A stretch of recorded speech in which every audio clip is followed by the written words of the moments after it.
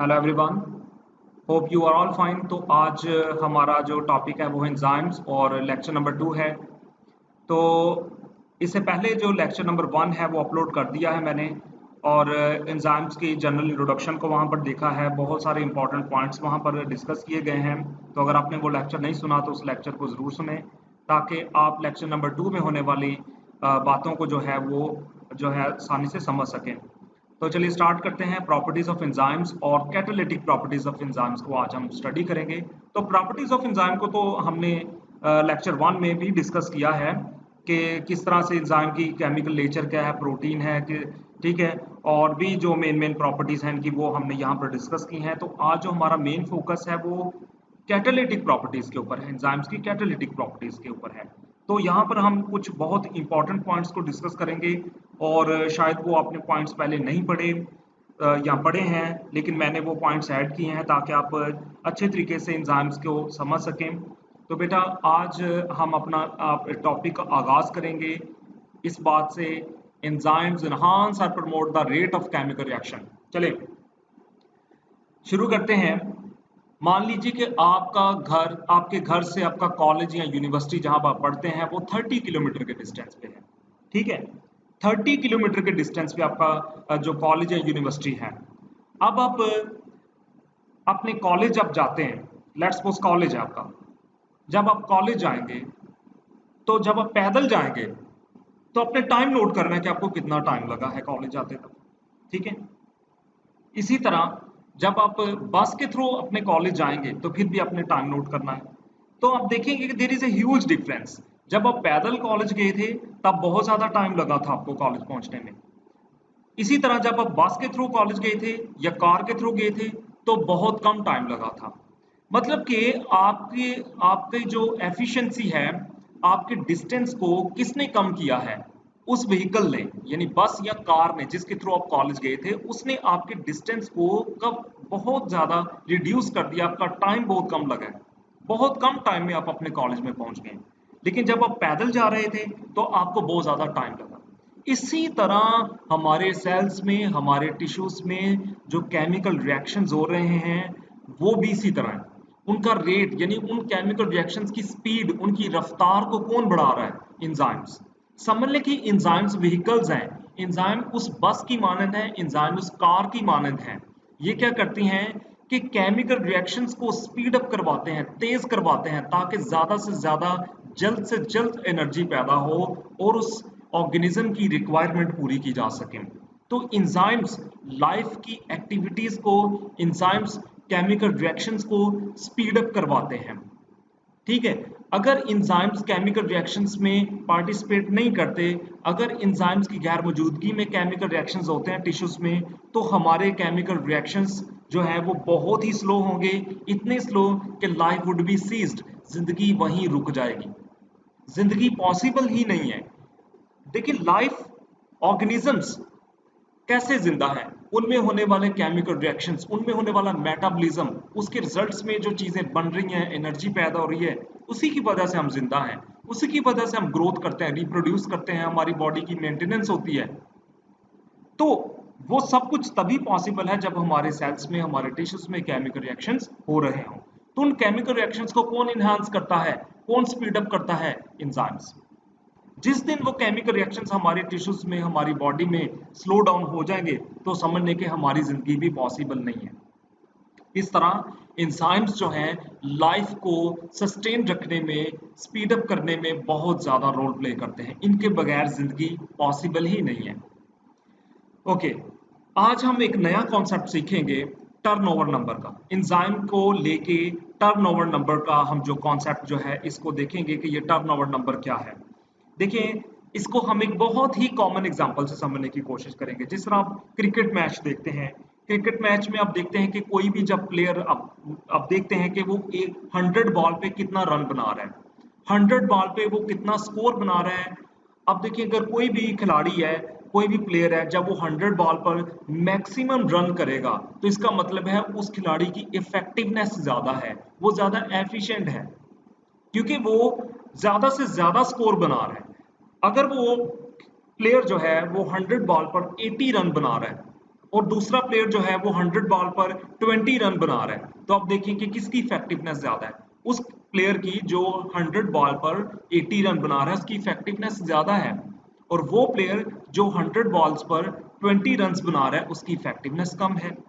तो इफेक्टिवनेस जो है वो डिपेंड करती है कि कितनी स्पीड से जो है वो काम हो रहा है।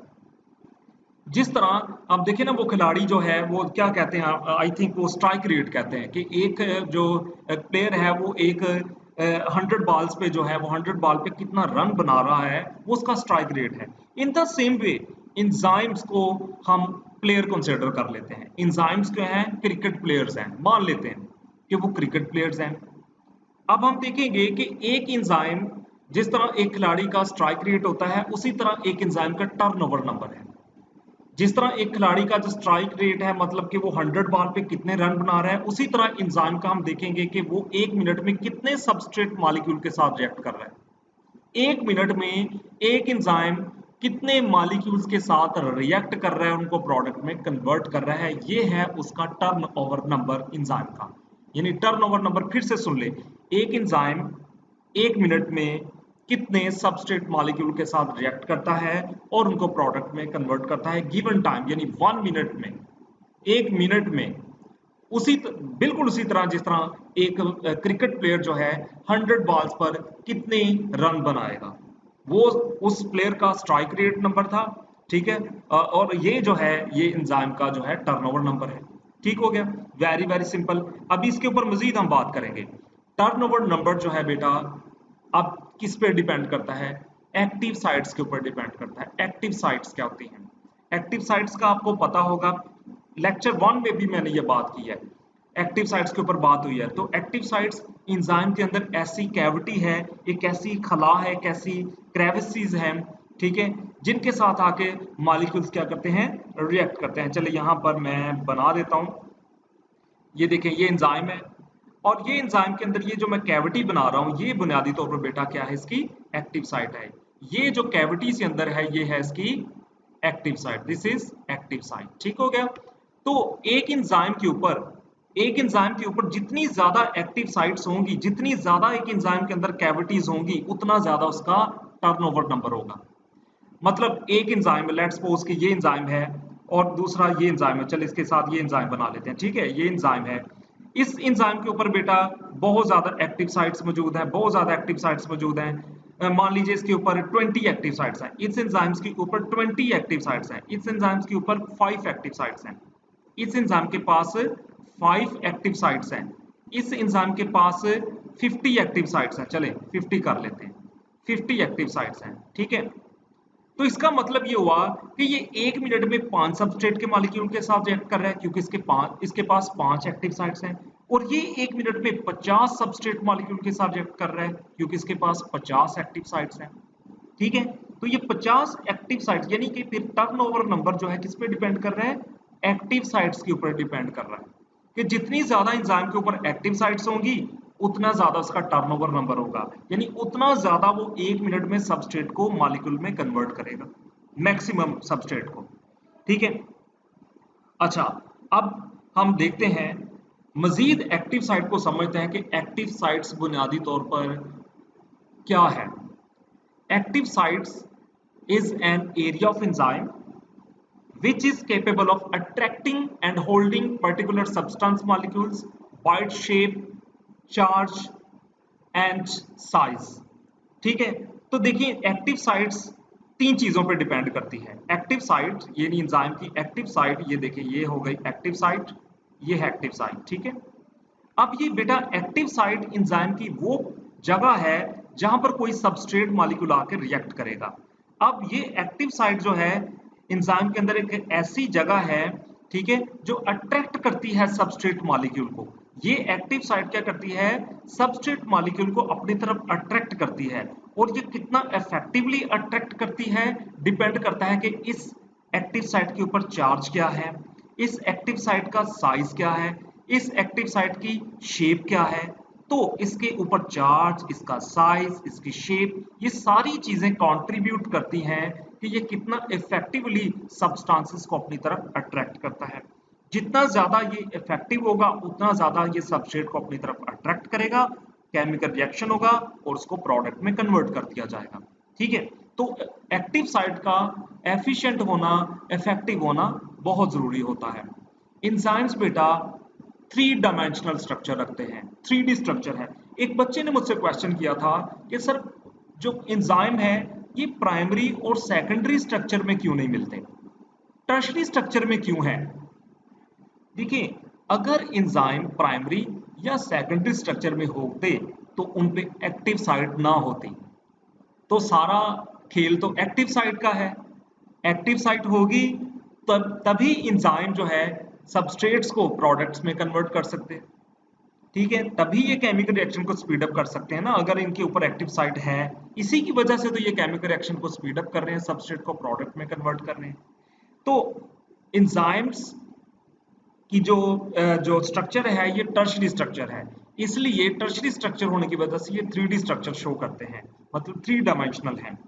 अब एक और बहुत ही ज्यादा इंपॉर्टेंट पॉइंट, इनकी जो एक्टिव साइट है, इनकी जो एक्टिव साइट है, ठीक है, वो बुनियादी तौर पर कौन डिसाइड करता है? R group. ठीक है, R group of amino acids form active site.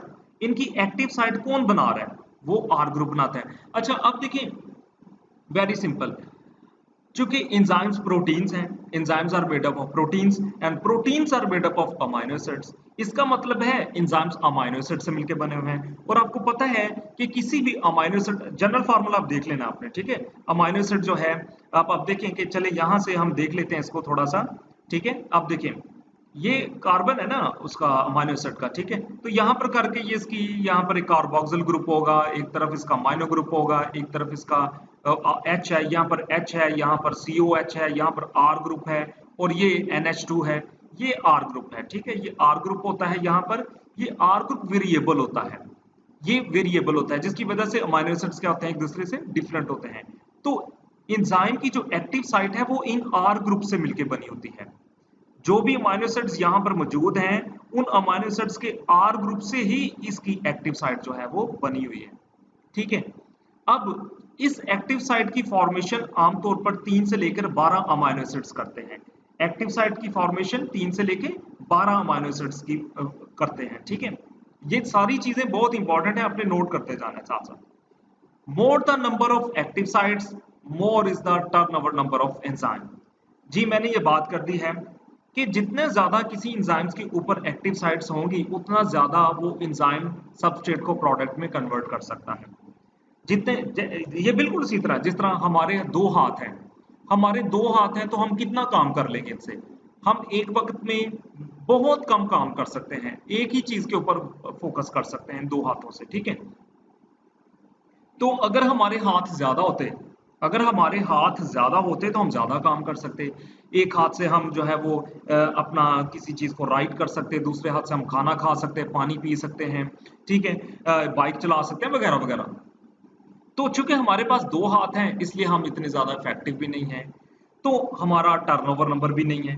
तो एंजाइम के समझ लें कि उनकी एंजाइम की जो एक्टिव साइट है वो बुनियादी तौर पर उनके हाथ हैं। जिस तरह हमारे हाथ है ना, हमारे हाथ काम करते हैं, हमारी बॉडी को इफेक्टिव बनाते हैं काम करने के लिए। अगर हमारे हाथ नहीं होंगे तो हम कैसे काम करेंगे? इसी तरह एंजाइम्स की एक्टिव साइट्स हैं, ये इनके हाथ हैं। अब जितनी ज्यादा एक्टिव साइट्स होंगी उतना ज्यादा ये इफेक्टिवली काम करेंगे, उतने ज्यादा ये सबस्ट्रेट को अपने साथ जोड़ेंगे और उनको प्रोडक्ट में कन्वर्ट करेंगे। ठीक है, उतना ज्यादा इनका टर्नओवर नंबर होगा। एंजाइम्स जो हैं किसी भी सबस्ट्रेट के साथ जब रिएक्ट करते हैं तो वो एक महसूस जगह से करते हैं, वो है उनकी एक्टिव साइट।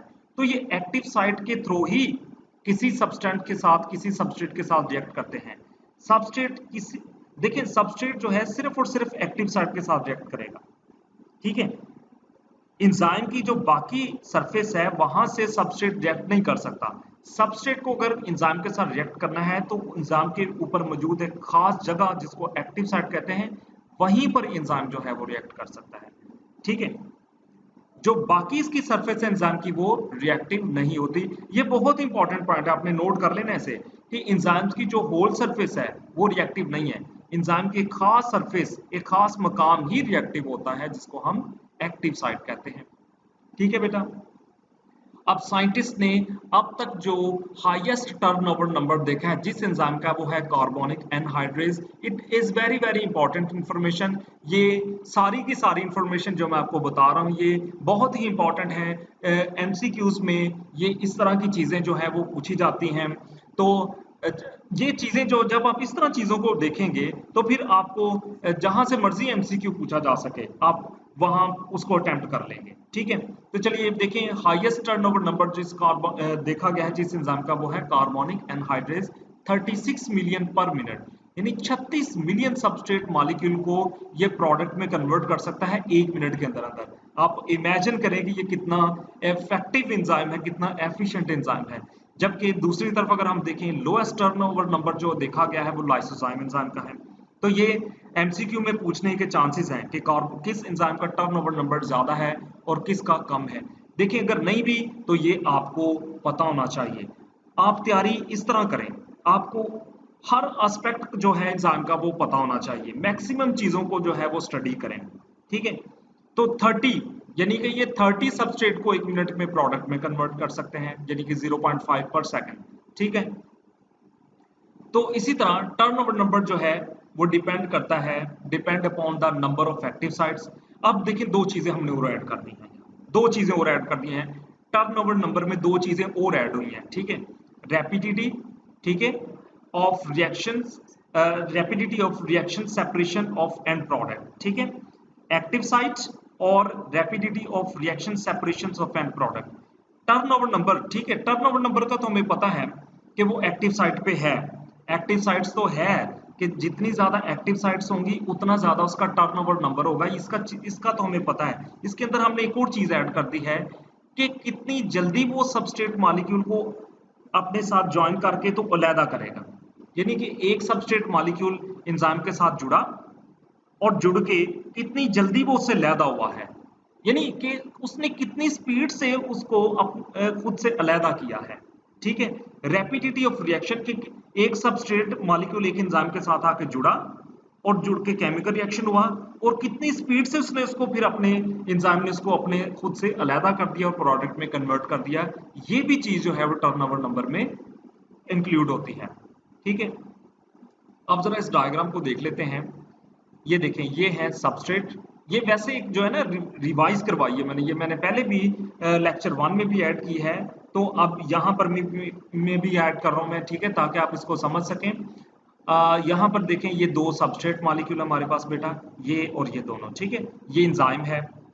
ठीक है, अब देखें किस तरह से ये दोनों सबस्ट्रेट मॉलिक्यूल जो हैं वो इसके अंदर जो है फिट हो रहे हैं। Substrate enter active site, enzyme change shape such that it's active site infold the substrates. अब ये देखें आगे चल के हम देखेंगे इंड्यूस फिट मॉडल और लॉक एंड की मॉडल क्या है। फिलहाल आप याद रखें कि ये जो सबस्ट्रेट है इसके साथ जुड़ गए हैं और फिर क्या हुआ है, केमिकल रिएक्शन हुआ है, सबस्ट्रेट जो है केमिकल रिएक्शन स्टार्ट हो गया है और फिर जो है इनको यहां से अलहदा कर दिया गया है और फिर से ये नेक्स्ट रिएक्शन के लिए तैयार है। अब पीछे जो बात हुई है ना, ये वाली ये बात जो हमने की है, turnover number depends upon the active site, rapidity of reaction, separation of and product, उसको इस डायग्राम से भी समझते हैं। ये दो सबस्ट्रेट मॉलिक्यूल इस एंजाइम के साथ जुड़ गए। ठीक है, जुड़ गए। अब इस एंजाइम ने कितनी जल्दी इन सबस्ट्रेट मॉलिक्यूल को प्रोडक्ट में कन्वर्ट किया, यानी कन्वर्ट केमिकल रिएक्शन हुआ और कितनी स्पीड से इसने इन दोनों को खुद से अलहदा किया है। ये चीज जो है ये भी टर्नओवर नंबर में ऐड होती है, उसका हिस्सा है। ठीक है, टर्नओवर नंबर का ये भी एक फैक्टर है। ठीक है, अच्छा आगे हम देखते हैं reversibility of action. An enzyme can speed up the reaction in both direction. अब जरूरी नहीं कि एंजाइम जो है वो एक ही डायरेक्शन में काम कर रहे हैं। एंजाइम्स जो हैं दोनों रिएक्शंस में, दोनों डायरेक्शंस में काम कर रहे होते हैं। ठीक है, फॉरवर्ड भी और बैकवर्ड भी। ठीक है, ये रिवर्सिबल रिएक्शन होते हैं, रिवर्सिबिलिटी होती है ये। Next, specificity of enzyme action. An enzyme is specific for both the kind of substrate and type of reaction. ये लाइन जो है इसको हमने समझना है कि एंजाइम स्पेसिफिक होते हैं, हर सबस्ट्रेट के लिए हर एंजाइम स्पेसिफिक है। अभी हम जो आगे चल के एंजाइम्स के मॉडल के ऊपर बात करेंगे, इंड्यूस फिट मॉडल और लॉक एंड की मॉडल, ये बात वहां से मिलती जुलती है कि देखें स्पेसिफिसिटी से क्या मुराद है कि जिस तरह एक लॉक है, ताला जो है उसकी हर आपके घर में लेट्स सपोज 10 लॉक्स हैं, 10 ताले हैं, ठीक है, 10 लॉक हैं, हर लॉक की अलग-अलग की मौजूद है आपके पास। आप देखिए ना, 10 लॉक आपके घर में मौजूद है, 10 लॉक जो है उनको एक ही की से नहीं खोला जा सकता है, बल्कि सारे के सारे जो 10 लॉक आपके घर में मौजूद हैं उनके लिए 10 अलग-अलग कीज हैं। In the same way enzymes जो सेल के अंदर मौजूद हैं, हर इंजाइम अपने सबस्ट्रेट के लिए स्पेसिफिक है। समझ लें कि इंजाइम जो है एक लॉक है और सबस्ट्रेट जो है उसकी एक की है। जितने ज्यादा इंजाइम सेल्स के अंदर मौजूद है, जितने भी इंजाइम सेल के अंदर मौजूद है, हर इंजाइम स्पेसिफिक है अपने सबस्ट्रेट के लिए, ठीक है। वो अपना एक महसूस केमिकल रिएक्शन करवा सकता है, हर इंजाइम अपना महसूस केमिकल रिएक्शन करवा सकता है। जो इंजाइम्स प्रोटीन्स के ऊपर काम कर रहे हैं वो लिपिड्स के ऊपर काम नहीं कर सकते, जो लिपिड्स के ऊपर काम कर रहे हैं वो प्रोटीन्स के ऊपर काम नहीं कर सकते, ठीक है। Sensitiveness to heat enzymes are thermolabile, ठीक है, थर्मोलेबाइल, ठीक है, थर्मोलेबाइल एंजाइम जो है ये थर्मोलेबाइल हैं, ठीक है। ये हाई टेम्परेचर पर जो है वो क्या हो जाते हैं, डी नेचर हो जाते हैं। लेकिन ये तो आपने सुना है कि एंजाइम्स हाई टेम्परेचर पर डी नेचर हो जाते हैं, लेकिन आपको शायद आपको ये ना पता हो कि लिक्विड मीडियम की बात हो रही है कि लिक्विड मीडियम में जब एंजाइम्स को हाई टेम्परेचर दिया जाता है बेटा, तो एंजाइम्स जो हैं वो डी नेचर हो जाते हैं, मतलब उनका जो स्ट्रक्चर है, उनकी जो एक महसूस शेप होती है वो डिस्टर्ब हो जाती है, खराब हो जाती है, जिससे एंजाइम जो है फिर सबस्ट्रेट को प्रोडक्ट में कन्वर्ट नहीं कर सकते। लेकिन ये लिक्विड मीडियम में ऐसा होता है। मान लीजिए कि अगर आप एंजाइम्स को ड्राई कर देते हैं, पाउडर्ड फॉर्म में हीट करते हैं, तो फिर वो इतना कोई खास जो है वो इनके ऊपर जो है वो असर नहीं होगा, डीनेचरेशन नहीं होगी। However, dried enzyme extract can endure high temperature, ये टॉलरेट कर सकते हैं। लेकिन लिक्विड स्टेट में जब किसी लिक्विड मीडियम में एंजाइम को हाई टेम्परेचर दिया जाए तो एंजाइम्स जो है उसको टॉलरेट नहीं कर सकते, डीनेचर हो जाते हैं। जबकि एंजाइम्स को जब ड्राइड फॉर्म में हाई टेम्परेचर दिया जाता है तो फिर वो उस हाई टेम्परेचर को टॉलरेट कर सकते हैं एक लिमिट में, ठीक है। अब हमें पता है कि एंजाइम्स प्रोटीन्स हैं, enzymes are made up of proteins, और हमें पता है कि जब प्रोटीन्स पानी के साथ रिएक्ट करती हैं, पानी के साथ जब इनका सोल्यूशन बनाया जाता है तो कोलाइडल सोल्यूशन बनता है। सो कोलाइडल प्रॉपर्टीज हैं एंजाइम्स की, यानी प्रोटीन्स को जब पानी में घोला जाता है, ठीक है, डिसॉल्व किया जाता है तो कोलाइडल सोल्यूशन बनता है। तो चूंकि एंजाइम्स जो हैं ये प्रोटीन्स हैं, तो साइटोप्लाज्म में सेल्स के अंदर जब एंजाइम्स को डिसॉल्व किया जाता है तो वहां पर ये कोलाइडल फॉर्म में होते हैं, ठीक है। Colloidal properties enzymes are colloidal in nature, they have high molecular weight usually ranging from 10,000 to 50 lakh, ठीक है। इतना जो है ये इनका जो है वो टेम्परेचर होता है, ठीक है। अब हम बात करते हैं the mode of enzyme action की, ठीक है। Enzymes lower the activation energy of reaction, ये भी बात मैंने लेक्चर 1 में आपको कही थी कि एक्टिवेशन एनर्जी क्या होती है। कुछ चीजें मैं अगेन जो है वो रिवाइज कर रहा हूँ इस लेक्चर में, लेकिन उनको डिफरेंट वे से मैं रिवाइज कर रहा हूँ ताकि आपको जो है वो समझने में आसानी हो, ठीक है। अब एक्टिवेशन एनर्जी को हमने समझना है, the amount of energy required to raise the energy of molecules to level at which chemical reaction can occur. समझते हैं इसको, चलें मान लेते हैं कि ये एक मॉलिक्यूल है, ठीक है, और एक ये मॉलिक्यूल है, इसका इसके साथ रिएक्शन होगा ये वाला मॉलिक्यूल, ठीक है। ये देखें, अब ये दो मॉलिक्यूल्स हैं, अब इन दो मॉलिक्यूल्स ने आपस में रिएक्ट करना है। ये तब तक आपस में रिएक्ट नहीं करेंगे जब तक इनको महसूस एनर्जी ना दी जाए। अब ये देखें, इनको एनर्जी दी जाएगी, ये एनर्जी ऐड की हमने, ठीक है। अब हम इनको एनर्जी देंगे तो ये आपस में जुड़ेंगे, और आपस में जुड़ के तो ये कोई नई चीज बनाएंगे, ठीक है। चलो जी, ये नई चीज बन गई, ये प्रोडक्ट बन गया। लेकिन इस प्रोडक्ट को बनने के लिए हमें इन रिएक्टेंट्स को आपस में रिएक्ट करवाने की जरूरत थी, और ये तभी आपस में रिएक्ट करेंगे जब इनको महसूस एनर्जी मिलेगी, ठीक है। मान लीजिए कि जब ये दोनों आपस में रिएक्ट करना है, अब इन्होंने फर्ज करें इन्होंने आपस में रिएक्ट करना है, ठीक है, तो इनको एनर्जी चाहिए। अब इनको रिएक्ट करने के लिए बहुत हाई एनर्जी की जरूरत है, हाई एनर्जी मिलेगी तो ये आपस में रिएक्ट करेंगे और प्रोडक्ट बनाएंगे। अब यहाँ पर हाई एनर्जी तो है नहीं है, तो इसका मतलब है ये रिएक्ट भी नहीं करेंगे, प्रोडक्ट भी नहीं बनेगा। तो सब्सटेंसेस को आपस में रिएक्ट करने के लिए एनर्जी की जरूरत होती है। एनर्जी ये सब्सटेंसेस अपने सराउंडिंग से लेते हैं, अपने इन्वायरमेंट से लेते हैं, एनर्जी को ऑब्जॉर्व करेंगे, रिएक्ट करेंगे और प्रोडक्ट में कन्वर्ट हो जाएंगे। बेटा सेल्स के अंदर जो सब्सटेंसेस हैं, जो मॉलिक्यूल्स हैं, वो आपस में रिएक्ट कर रहे हैं, ठीक है, आपस में रिएक्ट करके प्रोडक्ट में कन्वर्ट हो रहे हैं। और उनकी उनकी जो एनर्जी है, उनकी जो एनर्जी जो लेकिन वो जो आपस में रिएक्ट कर रहे हैं वो मिनिमम एनर्जी उनको मिल रही है, ठीक है। आमतौर पर ऐसा होता नहीं है कि मॉलिक्यूल आपस में रिएक्ट कर रहे हैं, ठीक है, मॉलिक्यूल आपस में रिएक्ट कर रहे हैं और कम से कम एनर्जी उनको मिल रही है और वो आपस में रिएक्ट कर रहे हैं, प्रोडक्ट बना रहे हैं, ऐसा होता नहीं है। आम हालात में देखा जाए तो ऐसा नहीं होता। आम हालात में दो सब्सटेंसेस को आपस में रिएक्ट करने के लिए हाई एनर्जी चाहिए।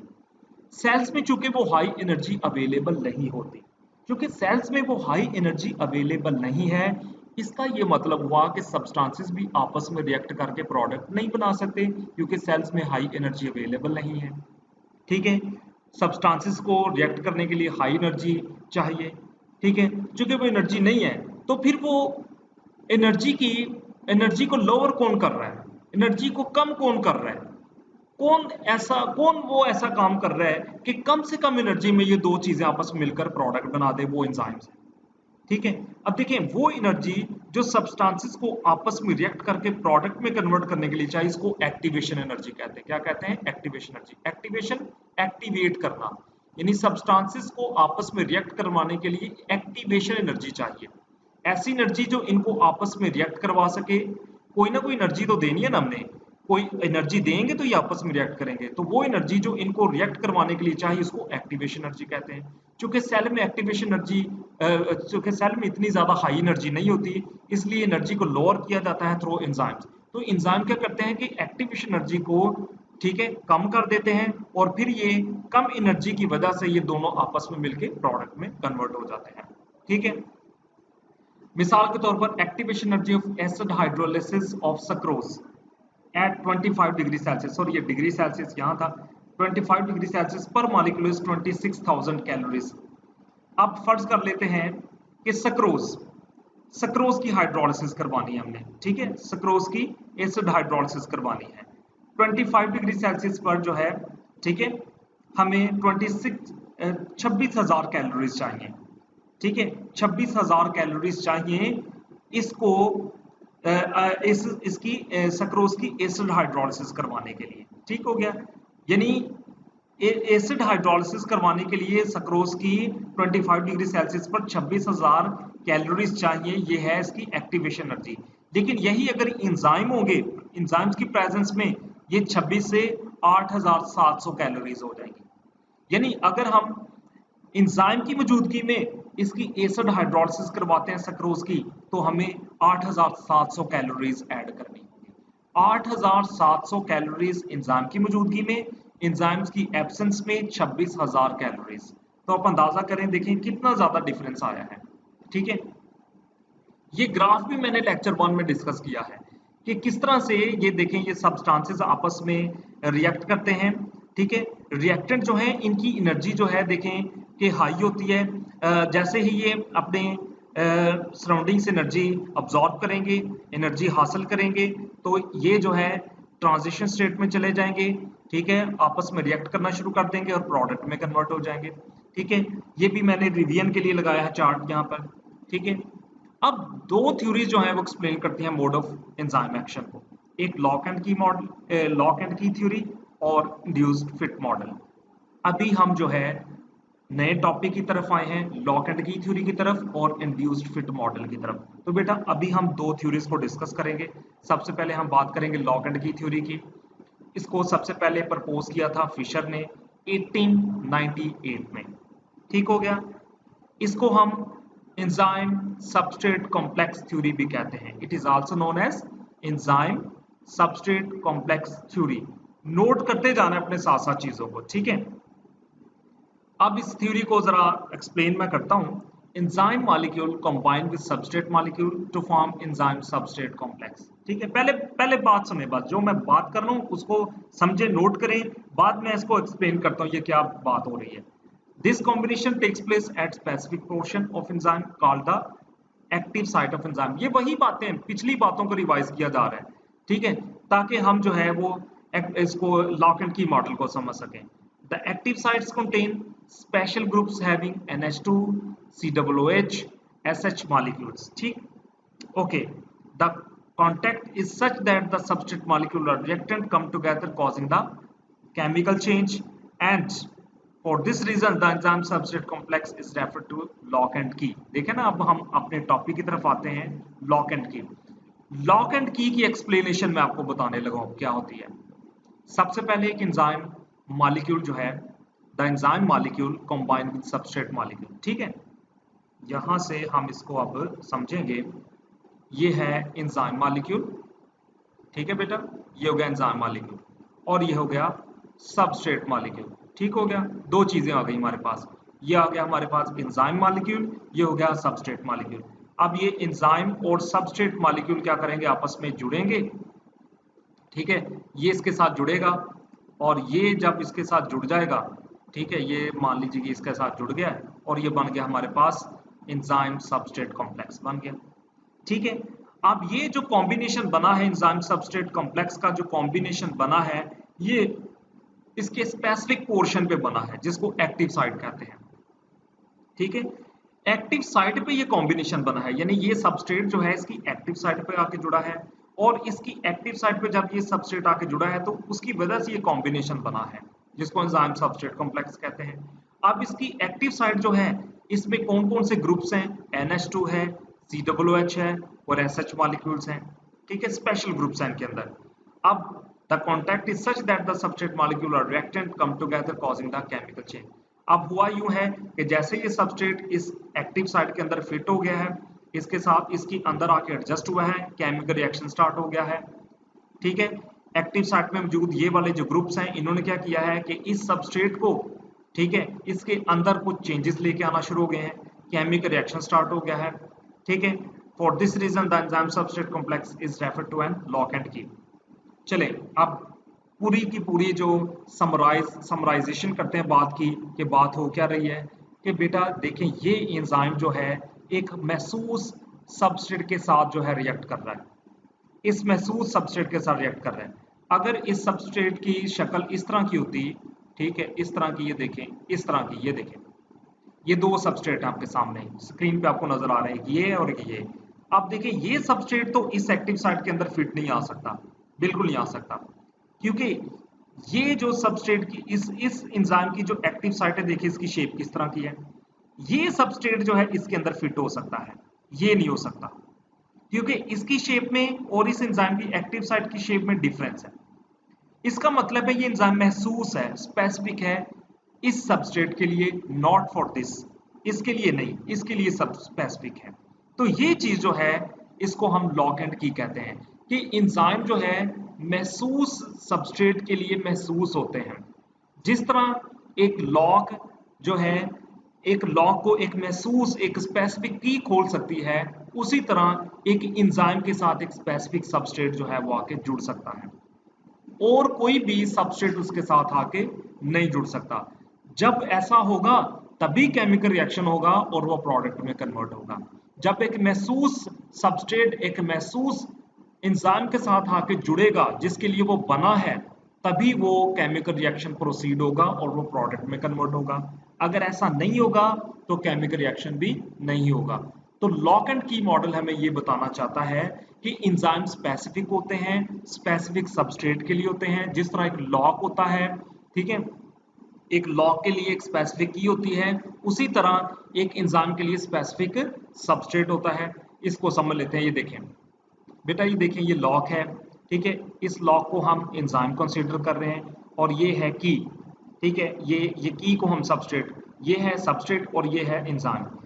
जब ये वाली जो की है, देखिए इसके अंदर फिट, ये जो की है इस लॉक के लिए जो है महसूस है, ठीक है, स्पेसिफिक है, यही की जो है इसको ओपन कर सकती है। अगर इसकी जगह कोई और की होगी जिसकी शेप डिफरेंट होगी वो इसको ओपन नहीं कर सकती। ठीक है, जैसे ही देखें, जैसे ये की जो है इसके अंदर एडजस्ट होगी तो ये लॉक जो है इसको ओपन कर दिया जाएगा। इन द सेम वे आप देखें, ये जो की है ये सबस्ट्रेट है, ये जो एंजाइम है ये जो लॉक है ये एंजाइम है। इन दोनों को कंपेयर करें आपस में, जरा आप कंपेयर करें तो आप बिल्कुल देखेंगे बिल्कुल वही मॉडल बन रहा है। ठीक है, कि जिस तरह एक महसूस की जो है एक महसूस लॉक के लिए होती है, उसी तरह एक महसूस सबस्ट्रेट महसूस एंजाइम के लिए होता है। अब देखें इसकी शेप और इसकी शेप देखें एक दूसरे के अंदर बिल्कुल फिट आ रही है। ठीक है, अगर मैं इस सबस्ट्रेट मॉलिक्यूल को ठीक है यहाँ पर ये वाला, ठीक है चलें ये मैं खुद से बना लेता हूँ ये। अब ये भी एक सबस्ट्रेट मॉलिक्यूल है, क्या ये सबस्ट्रेट मॉलिक्यूल इस एक्टिव साइट के अंदर फिट हो सकता है? नहीं, नहीं हो सकता इसके अंदर। यही यही सबस्ट्रेट मॉलिक्यूल इस एक्टिव साइट के लिए बना है, इसीलिए एंजाइम जो है वो स्पेसिफिक होते हैं, महसूस होते हैं। ठीक है, ये इसके लिए नहीं बना। ठीक हो गया बेटा, ये देखिए ये इसके अंदर फिट हो गया है। अगर मैं इसको इसके अंदर फिट करने की कोशिश करता तो ये नहीं था हो सकता। तो ये हमें लॉक एंड की मॉडल जो है वो एंजाइम्स की स्पेसिफिसिटी के बारे में बताता है। लॉक एंड की मॉडल में ये बताता है कि एंजाइम स्पेसिफिक हैं स्पेसिफिक सबस्ट्रेट के लिए। जब एंजाइम्स जो है किसी स्पेसिफिक सबस्ट्रेट के साथ मिलेंगे तभी केमिकल रिएक्शन प्रोसीड होगा और चीजें जो है प्रोडक्ट में कन्वर्ट होंगी। ठीक है, ये देखें एक और डायग्राम ये यहाँ पर। ठीक है, ये सबस्ट्रेट जो है वो किस तरह से ये इसके साथ बाइंड कर रहे हैं और किस तरह से ये प्रोडक्ट में कन्वर्ट हो रहे हैं। अगेन इसको देखिए आप। ठीक है, बार बार ये मैं पिक्चर्स दिखा रहा हूँ ताकि आपको अंदाजा हो जाए कि किस तरह से एंजाइम काम करते हैं। ठीक है, इस सबस्ट्रेट की शेप देखें बेटा, इसकी एक्टिव साइट देखें, ये देखिए एंजाइम सबस्ट्रेट कॉम्प्लेक्स बन गया और ये बन गए प्रोडक्ट। ठीक है, अब ये सारा जो देखें ये जो सिलसिला है कि ये जो सबस्ट्रेट इसके साथ मिला प्रोडक्ट बन गया, ये तभी पॉसिबल है जब एक महसूस सबस्ट्रेट एक महसूस एंजाइम के साथ आके मिलेगा। ठीक है, once reaction has occurred the complex break up into product and enzymes। ठीक, the free enzyme is able to bind more substrate। ठीक है, अब वो एंजाइम, चले इसको यहां पर देख लेते हैं। ये सबस्ट्रेट इसके साथ आके जुड़ा, एंजाइम सबस्ट्रेट कॉम्प्लेक्स बन गया और ये प्रोडक्ट बन गया। अब ये एंजाइम फिर से फ्री हो गया, ये फिर से फ्री है, इसकी एक्टिव साइट फिर से फ्री है। अगेन ये यूज होगा, अगेन ये सबस्ट्रेट को अपने साथ जोड़ेगा और फिर से प्रोडक्ट बनाएगा। ठीक है, यहां पर ये बात हो रही है। The best evidence for this lock and key और template theory of, इसको template theory भी कहते हैं, of enzymes action come from this observation that compounds similar in structures to substrates inhibit the reaction। इसका सबसे बेस्ट एविडेंस साइंटिस्टों को कब मिला? अब आपको पता है कि एंजाइम्स की, देखिए या बार बार मैं आपको ये बना के दिखा रहा हूं ताकि आपको समझ लग जाए कि देखिए ये एक्टिव साइट थी। ठीक है बेटा, अब इसके साथ ये वाला जो सबस्ट्रेट है ये इसके साथ फिट हो सकता था। ठीक है, अब बाजुकात क्या होता है कि सबस्ट्रेट की तरह के कुछ सेल्स में ऐसे मॉलिक्यूल्स हैं जो बिल्कुल सबस्ट्रेट की तरह के होते हैं लेकिन वो एक्चुअली में सबस्ट्रेट नहीं होते, एक्चुअली में सबस्ट्रेट नहीं होते। मान लीजिए कि इस एंजाइम का एक्चुअल सबस्ट्रेट ये है, अब इन और ये नहीं है, जबकि ये जो है ये कोई भी दूसरा कोई अननोन मॉलिक्यूल है, अननोन मॉलिक्यूल है। अब ये भी इस एक्टिव साइट के साथ आके जुड़ सकता है।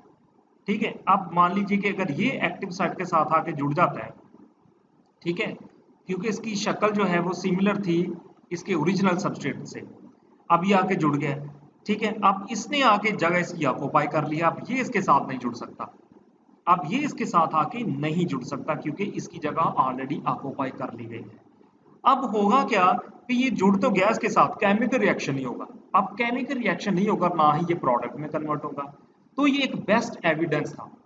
The best evidence for this lock and key or template theory of the action comes from this observation that compounds similar in structure to substrate inhibit the reaction। अब इसने एंजाइम के साथ आके जुड़ गया और केमिकल रिएक्शन को inhibit कर दिया गया। जब साइंटिस्ट ने ये वाले फिनोमिना को सेल्स के अंदर देखा तो फिर साइंटिस्ट को लॉक एंड की मॉडल के बारे में जो है वो बेहतर पता चला, उनको उनके पास और एविडेंसेस आए लॉक एंड की मॉडल को समझने के लिए। दिस लॉक एंड की theory explain the specificity of enzymes action.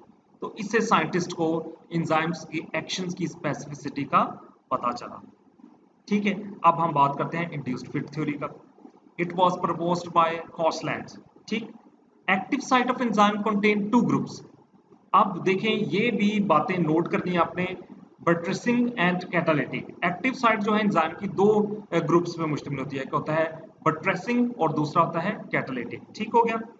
अब बट्रेसिंग ग्रुप जो है, इसका क्या मतलब है? ये एक ऐसा ग्रुप है एंजाइम्स की एक्टिव साइट में, एक ऐसा ग्रुप है। अब याद रहे कि एंजाइम की एक्टिव साइट दो चीजों से मिलकर बनी होती है, बट्रेसिंग ग्रुप और catalytic group. Buttressing group and catalytic group, ये दोनों चीजें मिलकर एंजाइम्स की एक्टिव साइट की फॉर्मेशन करते हैं। अब बट्रेसिंग ग्रुप जो होता है एक्टिव साइट के अंदर, ये क्या करता है कि सबस्ट्रेट को अपनी तरफ अट्रैक्ट करता है, अपनी तरफ खींचता है, अपने साथ जोड़ता है। जब बट्रेसिंग ग्रुप सबस्ट्रेट को अपनी तरफ अट्रैक्ट करेगा, जोड़ेगा, तो फिर ये उसके साथ रिएक्शन स्टार्ट करवाएगा। इलेक्ट्रोफिलिक और न्यूक्लियोफिलिक फोर्सेस जनरेट होंगी, जिससे क्या होगा कि सबस्ट्रेट के बॉन्ड्स जो हैं वो वीक होंगे, टूट जाएंगे और रिएक्शन स्टार्ट हो जाएगा। ठीक है। अब बोथ बट्रेसिंग और कैटालिटिक ग्रुप जो है, ये नॉर्मली जो है अगर हम देखें एंजाइम्स के अंदर डिस्टेंस पे होते हैं। जब एंजाइम किसी सबस्ट्रेट के साथ नहीं जुड़ा होता है, फ्री होता है, तो क्या होता है कि एक्टिव साइट के दो ग्रुप जो हैं, यानी बट्रेसिंग ग्रुप और कैटालिटिक ग्रुप, ये एक दूसरे से दूर दूर होते हैं, डिस्टेंस पे होते हैं। लेकिन जैसे ही ये सबस्ट्रेट को अपने साथ जोड़ने की कोशिश करते हैं, तो ये दोनों एक दूसरे के करीब आना शुरू हो जाते हैं, करीब आना शुरू हो जाते हैं। जब ये दोनों एक दूसरे के करीब आएंगे, तो इनमें से बट्रेसिंग ग्रुप जो है वो क्या करेगा, सबस्ट्रेट को अपनी तरफ खींचेगा, जोड़ेगा अपनी तरफ। ठीक है। When substrate come in contact with buttressing group, the active site of enzyme undergo conformational changes. अब जैसे ही buttressing group substrate को अपने साथ जोड़ेगा, enzyme की शक्ल में change आएगा, conformational changes आएंगे to bring catalytic group opposite to the substrate bond to the broken. अब ये दोनों जो है एक दूसरे के क्या हो जाएंगे, ऑपोजिट हो जाएंगे। ठीक है, मतलब कि अब देखें कि जैसे ही एक्टिव साइट देखें, बट्रेसिंग ग्रुप और कैटालिटिक साइट जो है जैसे ही एक दूसरे के करीब आई है, तो एक्टिव साइट की फॉर्मेशन हुई है। जैसे ये दोनों एक दूसरे के करीब आएंगे, एक्टिव साइट की फॉर्मेशन होगी और सबस्ट्रेट को जो है वो बट्रेसिंग ग्रुप के साथ जोड़ दिया जाएगा, केमिकल रिएक्शन जो है वो स्टार्ट हो जाएगा और प्रोडक्ट में इनको कन्वर्ट कर दिया जाएगा। ठीक है। अब इस डायग्राम से देखें, इंड्यूस फिट मॉडल जो है, इसके मुताबिक क्या है, इंड्यूस फिट मॉडल जो है ये लॉक एंड की मॉडल का थोड़ा सा मॉडिफाइड फॉर्म है। ठीक है। इंड्यूस फिट मॉडल के लॉक एंड की मॉडल के मुताबिक एक्टिव साइट रिजिड स्ट्रक्चर होती है। एक्टिव साइट क्या होती है, रिजिड स्ट्रक्चर होती है। जबकि इंड्यूस फिट मॉडल कहता है कि एक्टिव साइट रिजिड स्ट्रक्चर नहीं होती। होता यूं है कि जब कोई सबस्ट्रेट, ठीक है, आके उस एक्टिव साइट के साथ आके जुड़ता है, तो एंजाइम के अंदर, उसकी एक्टिव साइट के अंदर कॉन्फॉर्मेशनल चेंजेस आती हैं, यानी उसके अंदर ये देखें ना, ये चेंज आ गया। ठीक हो गया। अब ये चेंज आ गया, इस चेंज से क्या होगा, केमिकल रिएक्शन जो है वो स्पीड अप होगा, केमिकल रिएक्शन जो है वो तेज होगा और वो प्रोडक्ट में कन्वर्ट हो जाएगा। तो दोनों में डिफरेंस ये आ जाता है कि ये जो इंड्यूस फिट मॉडल है, इसके मुताबिक active site is not a rigid structure, it can change, ये थोड़ा सा चेंज हो सकती है। ठीक है, जब भी कोई सबस्ट्रेट इसके साथ आके जुड़ेगा तो ये थोड़ा सा तब्दील हो जाएगी, चेंज हो जाएगी, इसमें कॉन्फॉर्मेशनल चेंजेस आ जाएंगे। जबकि लॉक एंड की मॉडल के मुताबिक एक्टिव साइट जो है वो रिजिड स्ट्रक्चर होती है। ठीक है, अपनी शक्ल चेंज नहीं करती। तो this is the huge difference, this is the main difference between these two models. ठीक है। तो आज हमने जो है वो एंजाइम के बारे में उसकी कैटालिटिक प्रॉपर्टीज को समझने की कोशिश की है। तो नेक्स्ट लेक्चर में हम फर्दर जो एंजाइम्स की जो प्रॉपर्टीज हैं उनको डिस्कस करेंगे, और भी जो इसके बारे में इंफॉर्मेशन है वो हम नेक्स्ट लेक्चर में लेंगे। तब तक